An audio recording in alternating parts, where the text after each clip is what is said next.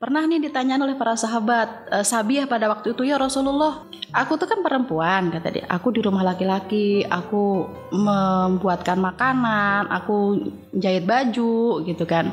Tapi si laki-laki itu Ramadan dia nggak haid, terus kemudian dia dapat kewajiban jihad, kemudian dia dapat kewajiban sholat Jumat. Terus sahabat tadi, Sabiah tadi tanya, terus kita dapat dari mana ya Rasulullah gitu ya? Kalau bagaimana kita bisa menyaingi pahala laki-laki? Nah pada waktu itu beliau menyampaikan begitu. Kata Rasulullah, sesungguhnya apa yang kamu lakukan itu sama dengan yang dilakukan oleh para suami pahalanya, meskipun aktivitasnya beda. Itu jadi kita manusia suka berkebiasaan menghitung pahala itu atas kacamata kita, ya enggak?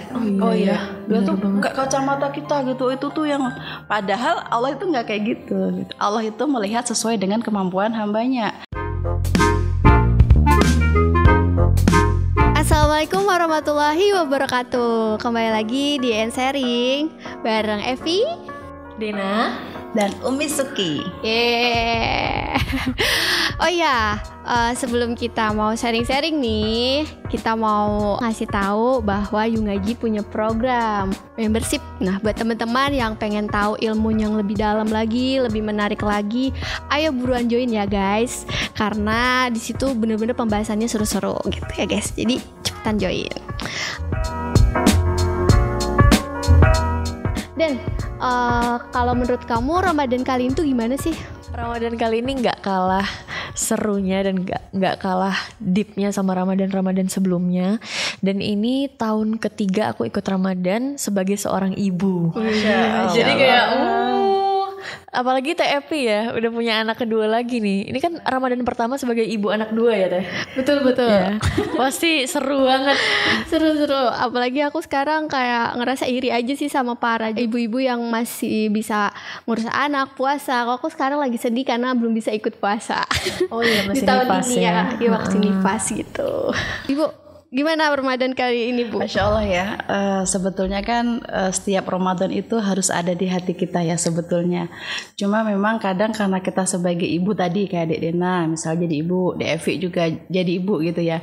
Maka seperti ada suasana yang berbeda. Nah, saya mengalami itu sebetulnya ya. Karena kan punya anak pertama setelah 1 tahun pernikahan. Berarti urut terus kan itu, urut. Nah, baru Ramadan kali ini Umi itu bisa Ramadan sebagaimana Ramadan lah ya, yang ibadah itu bisa upgrade karena anak terakhir nih ya, anak Kaisa itu sudah 3 tahun, jadi dia sudah mulai nggak ASI, terus sudah mulai bisa diajak jamaah, terus sudah mulai bisa main sendiri. Jadi ketika mereka main, aku tilawah gitu. Tapi relate dong sama Evi tadi. Evi sekarang lagi posisi itu Mi, dimana Ramadan kali ini tuh kayak ya Allah aku pengen tilawah gitu, genceng banget gitu amalannya. Bahkan kayak kalau mau dihitung-hitung mungkin aku batalnya banyak gitu loh Mi, kayak mungkin 60 bisa jadi Mi. Iya, Devi 60, aku 120. Jadi aku pernah mengalami 4 tahun. Jadi 4 tahun berturut-turut itu nggak puasa. Jadi pertama ketika aku hamil Gaza. Jadi ketika aku hamil Gaza itu mabuk berat. Jadi pas ya itu melewati bulan Ramadan, jadi nggak puasa karena muntah-muntah terus. Nah di tahun berikutnya Gaza masih umur 6 bulan, di bawah 6 bulan harus ASI eksklusif. Nah kalau misalnya puasa berarti kan aku zalim nih ya ke anak karena dia cadangan makanannya baru dari aku kan. Jadi di tahun kedua nggak puasa. Di tahun ketiganya aku positif dong. Masya Allah ya. Ambil Kaisa gitu. Jadi 4 tahun berarti ya, 4 tahun berturut-turut nggak puasa. Nah jadi sempat sedih banget, kayak merasa kok aku nggak bisa deket ya sama Allah kayak gitu, nggak bisa deket kan, kalau ibadah itu kan deket. Nah tapi kemudian ayahnya itu motivasi, kenapa harus begitu gitu, kenapa harus merasa sedih, kan ini perjuangan jihad gitu. Maksudnya kita hamil, melahirkan, menyusui itu kan perjuangan jihadnya perempuan, karena perempuan tidak diwajibkan berjihad. Jadi pahala yang didapatkan tuh jihad, kenapa harus bersedih? Nah itu yang oh iya ya, pahalanya jihad karena nggak bisa dilakukan oleh laki-laki gitu loh. Iya kan, laki-laki kan nggak hamil, nggak melahirkan gitu kan. Tapi Allah wajibkan para laki-laki jihad, bener-bener jihad gitu loh ya. Nah kalau perempuan kan nggak, maka dikasih pahala jihad. Nah jadi itu yang oh iya ya aku sedang berjihad ya. Jadi kalau dalam bahasa Jawa tuh ngiyem-ngiyem hati. Apa sih ngiyem-ngiyem hati tuh? Menenangkan hati, jadi mengobati hati biar nggak terlalu ya Allah aku sedih gitu. Berarti kita sedang melakukan aktivitas wajib gitu, melakukan aktivitas itu dan pahalanya jihad. Makanya itu buat kita itu ya adalah oh iya ya gitu. Maka DFI masih nyusu itu ya, Dena juga mungkin melewati itu, yaitu yang mengobati kita atau yang mengobati teman-teman di sini yang sudah punya anak. Maka ketika kita melakukan aktivitas itu adalah aktivitas yang mendapatkan nilai pahala jihad. Itu sih ya, gitu. Jadi saling mengikhlaskan ya, pada waktu itu menampak pemahaman aku gitu. Jadi kita manusia suka berkebiasaan menghitung pahala itu atas kacamata kita, ya enggak? Oh iya, itu enggak kacamata kita gitu. Itu tuh yang padahal Allah itu enggak kayak gitu. Allah itu melihat sesuai dengan kemampuan hambanya. Ketika Allah kodokkan itu berarti ada pahala yang Allah berikan. Nah kita kadang manusia itu ya nafsunya manusia ya, ngitungnya tuh matematika gitu loh. Oh aku nggak bisa selesai nih tilawah gitu ya. Jadi wah aku nggak dapat pahala dong. Nah jadi kita tuh ngitung pahala kita dengan kacamata kita. Nah itu sih yang sering aku dapetin. Oh ya kalau ini sedang menghibur hati. Nah teman-teman mungkin begitu ya. Dena ada Evi. Aku jadi merasa serakah. Mungkin apa sih yang paling dikangenin setiap Ramadan itu gitu, yang sering diinget-inget gitu, kayak buka bareng sama keluarga atau apa, pokoknya momen mengesankan gitu ketika Ramadan itu apa? Kalau aku pribadi itu malam Lailatul Qadar. Itu yang paling gak ada ya di bulan lain. Mungkin kita tilawah di hari-hari lain itu masih bisa gitu, walaupun memang ganjarannya beda sama di Ramadan. Tapi malam itu yang kan gak ada ya. Jadi kadang kalau mau menuju 10 malam terakhir itu ada rasa sedih, haru, seneng, karena kalau ingat-ingat sejarahnya lagi ya Allah. Terus kan kita juga mungkin selama ini gak sedekat itu sama Al-Quran, gak sedekat itu sama hari Al-Qur'annya aja nggak deket, apalagi hari dimana itu diturunkan. Itu kan kita jauh sekali mungkin ya keseharian aku pribadi. Tapi bener banget, jadi nanti itikaf menghidupkan malam 10 malam terakhir tuh di masjid gitu ya. Di masjid-masjid. Tapi kalau wanita mah di rumah juga bisa ya. Walaupun kita rada-rada susah, kalau aku ya agak susah kalau mau realistis ya. Cuman ya itulah harus diusahakan, karena kan kita nggak tahu keberkahannya datangnya kapan gitu. Terus kalau Mi, aku itu ya kalau Ramadan ini ya yang paling aku berkesan itu aku lebih padat. Padat apanya nih? Padat. Aku lebih padat aktivitasnya.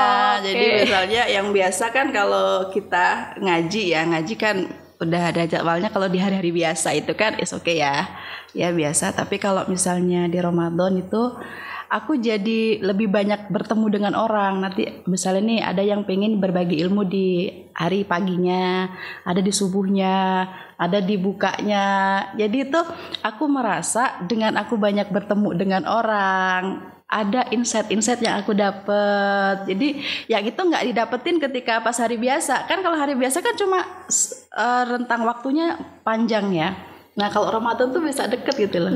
Jadi tiap hari gitu. Jadi mengingatkan kita. Jadi kalau kita menasehati, kita tuh kayak menasehati diri sendiri gitu. Jadi pas Ramadan itu full kita ngomong itu sama kayak kita ngomong dengan diri kita sendiri gitu. Jadi kayak kedekatan kita kepada Allah itu jadi deket gitu. Itu sih. Tapi ngerasa gak sih teman-teman kayak hari itu begitu cepat ya. Sekarang udah Ramadan keberapa? 19. Perasaan nih kita baru ngomongin momen nyambutnya, ngomongin momen-momennya. Sekarang udah 19 hari gitu ya. Ramadan gitu, kayak kita bakal berpisah lagi sama Ramadan. Padahal Ramadan tuh bulan habit ya, bulan kebiasaan yang biasanya kita tuh susah untuk bangun tahajud atau bangun benar-benar di sini. Jadi kita sama-sama untuk berjuang gitu untuk bangun. Nah Mi, dan Dena mungkin bisa sharing juga kan, karena sekarang udah mau deket-deket malam 10 malam terakhir gitu kan. Apa sih yang harus kita persiapkan gitu loh Mi? Apalagi kita wanita ya, tadi kayak terbatas gitu, dan juga mungkin gak bisa ke masjid, dan gimana tuh Mi? Dan sebetulnya ini kan sama juga ya dihadapi oleh para ummahat zamannya Rasulullah gitu ya. Mereka itu kan juga pengen mendapatkan pahala dari itikaf yang biasa dilakukan oleh laki-laki gitu. Tapi mereka kadang-kadang punya keterbatasan. Ya, maka perempuan-perempuan itu sebetulnya boleh mereka itikaf di masjid gitu ya. Tapi kalau memang mereka tidak mampu atau punya banyak sesuatu yang harus dia urus di rumah, maka itikaf itu kan boleh di rumah. Cuma nanti reng waktunya aja yang kita atur, pas anak tidur, atau jangan-jangan pas anak tidur kita ketiduran. Cuma ada satu hal yang kemudian saya dapatkan dari kisahnya para ummahat waktu di zamannya Rasul ya, para sahabiyah gitu. Jadi mereka berlomba-lomba untuk mempersiapkan keluarganya yang laki-laki itikaf. Jadi kemudian ketika Rasulullah itikaf, yang menyisiri itu tetap Aisyah kan gitu. Jadi dapat pahalanya dari situ, mengirimkan makanan, terus kemudian mencucikan bajunya kayak gitu. Nah, jadi ada sisi-sisi pahala yang mungkin kita nggak bisa lakuin ya, kita nggak bisa lakuin itikaf, tapi kita bisa dapatkan pahala itikaf itu ya dengan memberikan tadi bantuan kepada suami kita dari sisi mencucikan bajunya, menyisir rambut, dan itu dilakukan oleh ummahatul mukminin gitu, dilakukan oleh istri-istrinya Rasul. Jadi masih diminyaki Rasulullah itu sama Aisyah, disisirin kayak gitu. Dan itu sama sebagaimana yang Rasulullah sampaikan kan. Jadi kalau kita mempersiapkan orang berjihad itu dapat pahala jihad. Nah, jadi pernah nih ditanyain oleh para sahabat, Sabiyah pada waktu itu, ya Rasulullah, ada Sabiyah ya, saya lupa namanya siapa, dia menyampaikan pada Rasulullah gini, ya Rasulullah, aku tuh kan perempuan, kata dia, aku di rumah laki-laki, aku membuatkan makanan, aku jahit baju gitu kan. Tapi si laki-laki itu punya, dia nggak haid ya, tanya kan, Ramadan dia nggak haid. Terus kemudian dia dapat kewajiban jihad, kemudian dia dapat kewajiban sholat Jumat. Terus Sabiyah tadi tanya, terus kita dapat dari mana ya Rasulullah gitu ya? Kalau bagaimana kita bisa menyaingi pahala laki-laki? Nah, pada waktu itu beliau menyampaikan begitu. Kata Rasulullah, sesungguhnya apa yang kamu lakukan itu sama dengan yang dilakukan oleh para suami pahalanya, meskipun aktivitasnya beda. Iya kan, kita jahit ya. Jahit capek kan, kayak gitu tuh aktivitas fisik tuh nggak ada berhentinya gitu kan. Tapi ternyata pahalanya sama. Pahalanya Dan sama. itu kan berpola ya. Orang-orang kayak mungkin yang pernah merasakan jadi ibu juga, ngurus rumah tangga pasti ada perasaan kayak gitu kan. Betul. Nah, terus mendengar ini tuh jadi kayak lega gitu ya. Pahalanya sama. Pahalanya sama sebanding. Laki-laki panas-panasan gitu di rumah beres-beres. Tapi pahalanya sama. Itulah adilnya Allah gitu ya. Jadi Allah itu memandang kita laki-laki dan perempuan itu memang dibuat berbeda karena dia memiliki aktivitas dan tugas yang berbeda gitu. Tapi goalnya kita tuh punya kesamaan, cuma beda aktivitas aja. Jadi kita mau meraih surga itu ya sama, antara laki-laki dan perempuan punya kesempatan yang sama. Nah, kalau ini kemudian disamakan, jadi perempuan harus sama dengan laki-laki, malah bisa jadi ladang pahala kita itu nggak kita dapetin gitu loh. Karena emang Allah kasihnya di situ. Gitu. Kalau kita bersaing dengan laki-laki dalam hal fungsi, dalam hal aktivitas tadi, bisa jadi kita nggak dapet yang pahala yang Allah kasih yang aktivitas kita yang khusus tadi gitu. Oke. Nih buat para bunda-bunda yang dimana bunda-bunda ngerasa sedih karena nggak bisa ikut 10 malam dapat pahala terakhir, tapi insya Allah sama apa dapat pahala. Yang penting disiapkan aja. Oh, suami mau itikaf, kita siapkan bajunya, kita siapkan bekalnya kayak gitu. Jadi itu bagian dari pahala yang Allah kasih. Itu sih. Insyaallah sungguh adil. Sungguh adil ya. Allah kasih. Soalnya aku ngebayangin banget sih, Mi. Mungkin aku dari background yang sangat heterogen gitu ya. Bagaimana perempuan itu memang pengen banget berfungsi seperti laki-laki di dunia zaman sekarang gitu. Nah, ketika tahu ini, informasi ini, itu tuh benar-benar ya Allah, memang kita tuh hamba ya, dan hamba itu memang harus ngikutin, dan Allah itu tahu porsi terbaik hamba-hambanya gitu. Jadi berserah itu memang jadi poin yang memang harus kita pelajari terus gitu ya, Mi. Iya. Terutama di bulan Ramadan ini sebagai ibu juga. Itu kan apa ya, ilmu yang paling tinggi itu ikhlas. Karena tanpa ikhlas apa yang kita lakukan tuh zong gitu. Nggak ada. Jadi ikhlas. Dan ikhlas itu terus diperbaharui. Karena yang namanya manusia ya, kita kan punya gorizah ya, kita punya naluri. Wah pengen, kalau gorizah bakok kan, wah pengen dilihat orang gitu ya, pengen dilihat solih gitu. Itu harus, ya Allah jangan gitu ya, kayak gitu. Kita harus banyak istighfar. Ya kayak tadi lah gitu. Kalau misalnya gorizah tadayunnya, wah aku nih paling solih nih, nah kayak gitu. Jangan sampai kita tuh begitu, karena kalau kita sudah mengatakan aku nih, itu tuh yang kemarin itu langsung zong gitu ya. Soalnya udah dia beramal sudah mengatakan aku nih gitu. Padahal kita bisa melakukan semuanya itu ya karena Allah kasih kemudahan. Oh iya, ya. Semua itu balik lagi kemudian dari Allah. Kita Kadang bisa kita kuat gitu. Kalau kita yang mampu melakukan semuanya, padahal itu semua pertolongan Allah. Nah, jadi kalau sudah ketemu aku nih, itu harus hati-hati. Belajar ya. Kita semua belajar. Umi juga sampai titik ini juga tetap belajar. Ya Allah ya, ikhlas itu memang bener-bener ya. Bener-bener Allah itu kasih kita itu supaya ikhlas, sampai ada surat Al-Ikhlas gitu ya. Ya tentang bagaimana kita berserah diri kepada Allah, itu benar-benar di surat itu kan. Bahwa Allah itu satu, tempat kita bergantung. Pokoknya kita tuh nggak punya siapa-siapa kecuali Allah. Jadi kita bukan siapa-siapa gitu. Di situ sih. Kalau kita kemudian, aku begini tuh dianggap sukses. Nah itu kata siapa dulu gitu. Kata Allah apa kata kita gitu. Kalau kata Allah itu bukan sukses, kalau kata kita sukses berarti ada miss di situ, harus kita perbaiki. Kita harus menstandarkan kesuksesan kita itu pakai standarnya Allah. Itu akan lebih tenang. Oke. Terus Mi, kan mungkin ini dengan amalan-amalan ya Mi. Mungkin aku pengen nanya juga sama masalah ketika kita lagi sibuk sama program-program yang ada, kerjaan-kerjaan yang dituntut, kayak misalnya aku lagi ngerjain skripsi, aku ngerjain tugas-tugas yang ada deadline-nya gitu. Tapi kita juga pengen mengejar gitu amalan-amalan yang kayak tarawih, amalan tilawah. Terus itu gimana Mi cara mengimbanginya gitu? Padahal dua-duanya itu sama-sama penting. Nah, kita harus tanamkan dalam diri kita itu menuntut ilmu itu dalam rangka apa. Nah kalau skripsi ya, kalau misalnya kita teman-teman yang kuliah nih ya, dia skripsi itu karena apa? Kalau misalnya dia niat lillahi ta'ala, karena Allah aku menuntut ilmu, maka mengerjakan skripsi itu wajib dan dia dapat pahala wajib karena menuntut ilmu itu wajib. Nah baru kemudian kita next ke berikutnya, berarti manajemen waktu. Nah, berarti kan pertama kita luruskan niat bahwa skripsi itu pahalanya juga wajib, puasa juga wajib itu. Maka yang harus kita lakukan adalah bagaimana mengatur waktu tadi agar semuanya bisa kita lakukan. Karena kadangkala kita itu kurang adil dalam memprioritaskan aktivitas kita. Nah, kenapa kita kurang adil? Karena kita nggak pakai standarnya Allah. Kalau ini wajib ya sama kan wajibnya, maka kita kasih porsi. Misal di hari itu apa sih yang harus kita lakukan dalam skripsi itu, terus puasa juga, terus tilawah, dan kita harus memahamkan dalam hati kita Allah tuh nggak lihat hasil gitu loh.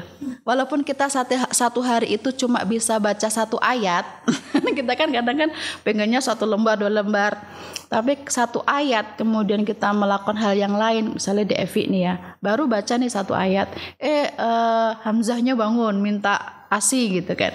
Nah itu jangan menyesal karena oh ya ini juga perkara yang wajib gitu lah.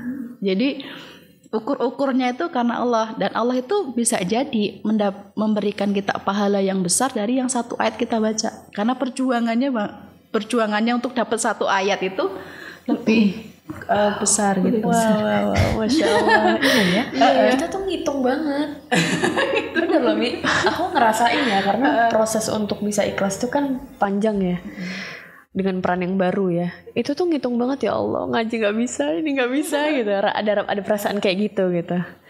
Bahkan khatam mungkin juga nggak bisa. Iya, nggak tahu. Tapi kan kita nggak ngitung itu, tapi kita sudah berusaha, ya Allah ini satu ayat aja, ya Allah ini sudah riwah gitu ya. Tolong dengan satu ayat ini menjadi hujah bagi kamu. Aku pada hari ini sudah membaca Al-Quran. Udah cukup gitu aja. Karena emang perannya beda-beda. Jadi membuka lagi pikiran. Kadang kayak sempit, kayak merasa paling nggak bisa dapetin pahala banyak. Kayak gitu. Tapi ternyata kembali lagi Dan tadi, kebersamaan kita dengan anak kita itu paling maksimal itu umur 15 tahun. Paling maksimal kita bareng sama anak-anak kita ya.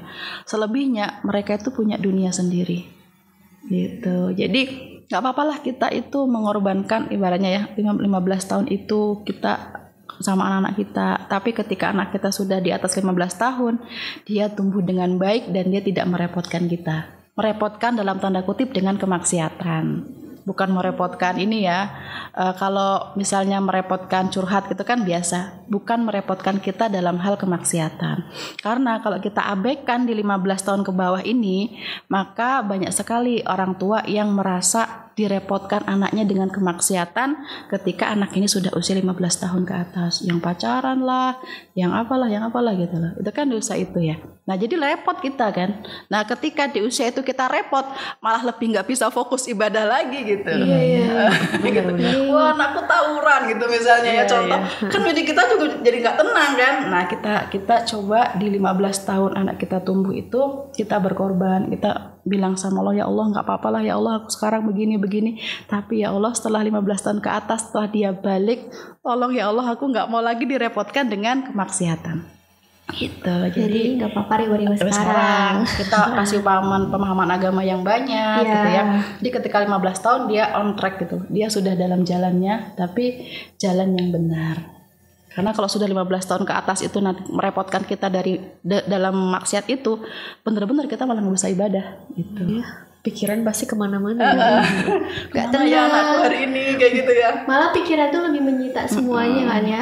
Lebih bikin capek, bikin kita jadi nambah stres banget kan ya. Kayak aku kan, jadi setelah anak-anak usia 15 tahun ya, si Les 15 tahun dia bisa ngasuh adiknya, itu aku jadi lebih tadi bisa beribadah. Jadi misalnya Mikdam itu mau setoran kan, ya udah setoran ke Mas Lais sekalian gitu. Jadi lebih bisa didelegasikan jadi karena sudah siapkan di awal-awal dia waktu kecil. Jadi pas awal kecil nggak apa-apa lah kita bersabar, nggak apa-apa, bersabar aja ya, kita bersabar. Tapi di satu titik ketika si anak tadi sudah balik, dia tidak bisa diandalkan gitu. Masya Allah. Jadi nah kenapa aku bisa ngomong kayak gini, karena aku sudah ngalamin ya. Kalau belum kayaknya masih ngawang-ngawang gitu. Ya aku nggak pede kalau kayak gitu. Dan itu aku rasakan, oh iya ya ternyata overthinkingku dulu ketika ya Allah ini gimana ya, aku punya anak gitu. Tapi setelah Lais gede, dia pulang ke rumah, dia kemudian bantu kita untuk ngasuh adik-adiknya, ngasuh dalam tanda kutip, dia ngajarin ngajarin adab gitu ya. Kalau pekerjaan rumah kan itu mah kita bareng-bareng gitu. Ada rasa gitu tadi ketika subuh ya, Mikdam mau tasmi 1 juz nih hari ini. Nah, itu yang Nasmi Lais gitu habis pulang subuh. Aku tinggal main sama Kaisa, menstimulasi Kaisa, menstimulasi Gaza gitu. Itu sudah pemandangan yang iya ternyata Allah itu mau kasih ini gitu. Ketika dulu kalau aku nggak ridho dulu gitu ya, aku menuntut diriku untuk begini ya wallahualam gitu ya, apakah hal ini yang pandangan pagi hari ini terjadi. Tapi kan kalau kita melihat perkembangan anak kita sehari-hari, kalau kita yang ngasuh sendiri itu amazing banget kan. Kan kalau misalnya ini didelegasikan ke orang lain, kita mungkin terlewatkan melihat aktivitas anak kita yang amazing tadi. Dan terkadang kalau ini kita nggak tahu, kurang syukur kita, ya nggak? Kan kita kan ngelihat perkembangan anak kita yang dari nggak bisa jalan, maka setiap proses itu kita lihat, itu syukur terus gitu. Nah kalau ini didelegasikan ke orang lain, kan kita nggak tahu nih, maka sulit untuk syukur ketika anak kita berbuat salah. Kita tuh udah bawaannya negatif. Tapi karena kita mendampingi anak kita dari bawah nih ya, syukur. Ketika anak kita itu melenceng dikit, kita tuh masih bisa bersabar. Karena aku yang melihat dia dari kecil gitu. prosesnya Prosesnya sama kita sih. lihat. Jadi ketika anak itu berbuat salah, ya dia baru berbuat salah ya. Masa dia sudah berkembang, baru salah sedikit kita udah justifikasi. Masya Jadi Allah. syukur terus. Nah itulah bonding dalam kehidupan kita dengan anak-anak. Bonding itu yang benar-benar efeknya bagus banget untuk nanti ke depannya. Nah jadi yang belum melewati itu sabar-sabar aja, mumpung masih anak kecil-kecil ini temenin gitu, benar-benar temenin aja. Nanti kalau sudah mereka pergi gitu, ya udah kita dalam melepas anak kita tuh dalam keadaan tenang, karena kita udah kasih bekal. Nah, pokoknya di 15 tahun bawah ini harus benar-benar kita dampingi, benar-benar kita bantu kayak gitu. Betul nggak kerasa ya udah 15 tahun ya. Iya, Insya Allah. 15 tahun, mau 16 Insya Allah Juni nanti 16 dia. Oke. Jadi juga udah 2 tahun ya? Udah 2 tahun ya? Udah 15 tahun. Udah gak sabar nih Bu ya, udah 15 tahun ya. Iya, sekarang 2 tahun lebih. Alhamdulillah. Wow, syukur.